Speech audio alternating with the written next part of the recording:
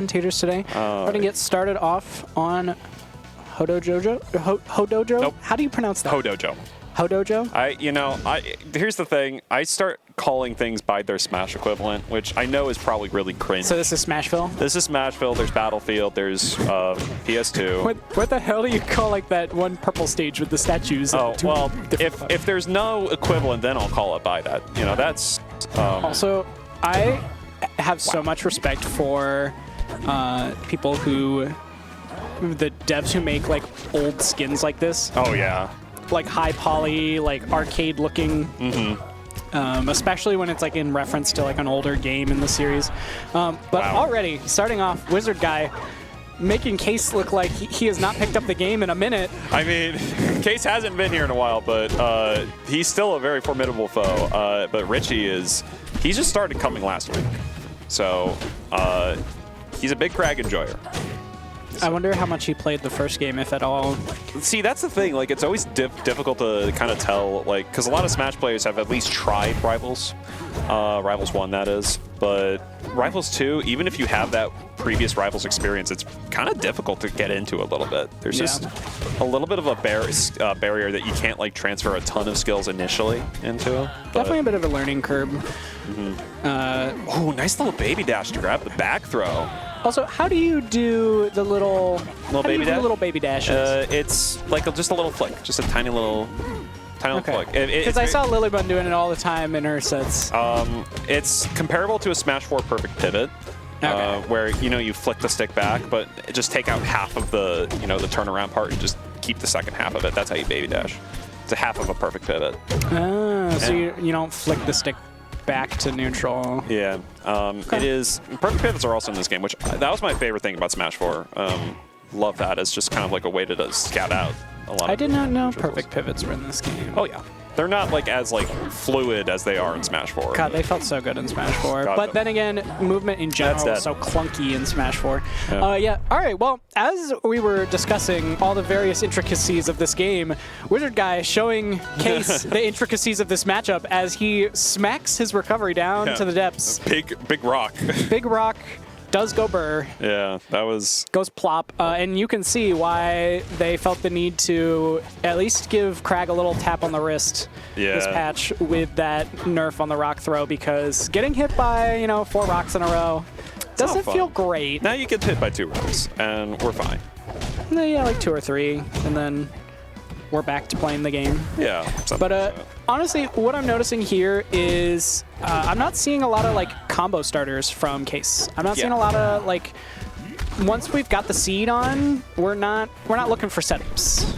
No, he's just kind of playing neutral, and I hate to say it, it feels like he's respecting Wizard Guy too much. Yeah. I feel like you're playing this super nimble, heavy combo that's character. Gonna be a forced tether. And here's the punish. You can't just poke Kragg. You have to bully him.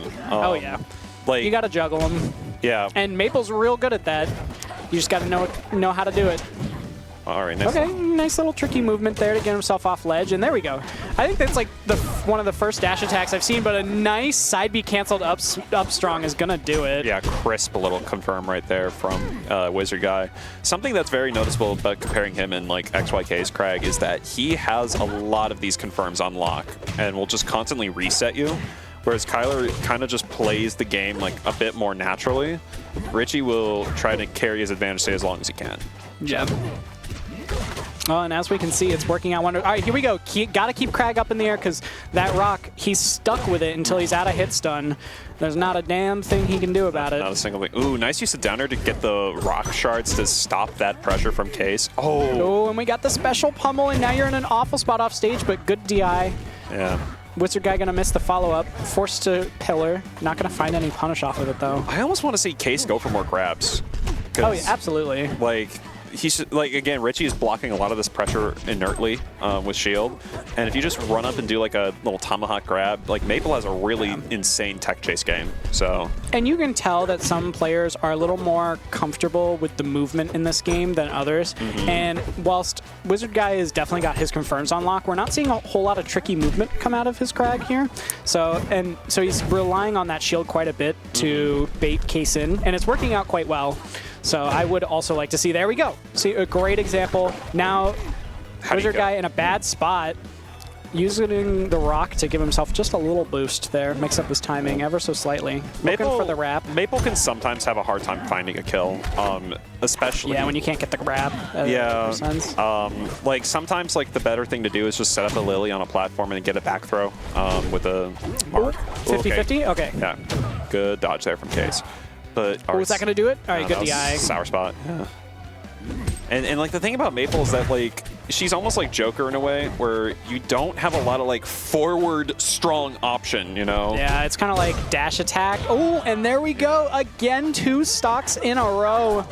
Yeah, Case is going to really need to dig deep here to... Okay, but there we go. Yeah, there. As we were just saying, a hit into Lily. We're going to get the wrap. We're going to find the down strong to get that stock. But now the question becomes, how do we get some damage on this Kragg without taking too much ourselves? Yeah, so far 23, well, okay, I was about to say uncontested, but... And I think ironically, as we were talking about, I think the best way to take less damage here is going to be to play more offensively. Because the less Kragg can feel comfortable throwing out his big hitboxes, the more you're going to be able to bully him off stage and on. Oh, and here we go. Good stuff. Not going to go for the wrap, as that would have been...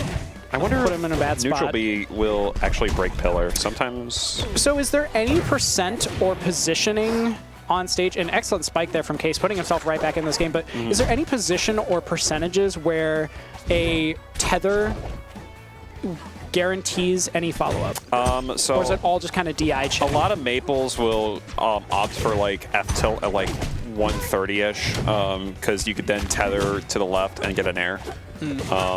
That will be a kill confirm. The stuff you see like to the heavens is not... That's just a DI check? That is a DI check, yeah, because if they go for like up air, then all you have to do is just DI up and then you'll get out of the up air.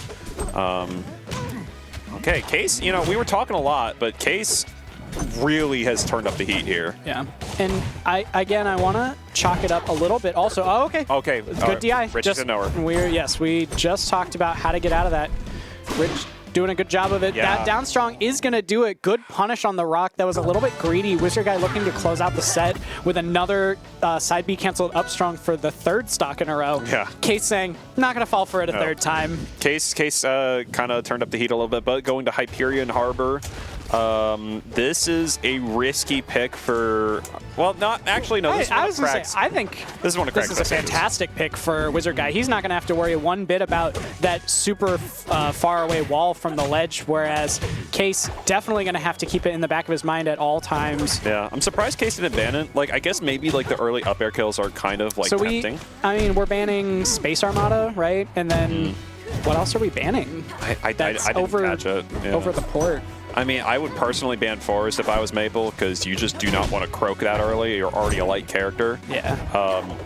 And like she doesn't, like, despite it being her stage, she actually doesn't benefit a lot from it. So you know, the swing leads to kind of volatile combos. Yeah.